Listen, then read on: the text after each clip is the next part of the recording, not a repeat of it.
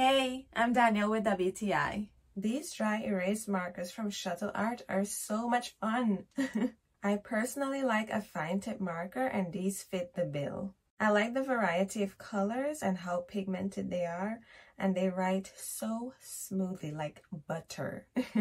Seriously, I love writing with these. Ironically, when it comes to using dry erase markers and erasing them, they don't come off with anything dry, at least not in my experience. You usually have to use something wet, or if it does erase, you might end up with staining or leftover ink. But I found these very easy to remove. My weekly planner is usually up for an entire week, and I have no issue cleaning the acrylic off after that week is over. The little erasers that they come with also work really well. I also like how many surfaces I can use these on. Maybe I want to leave my husband a nice message on the bathroom mirror, or plan my week on my acrylic planner, or use the magnetic board in our fridge.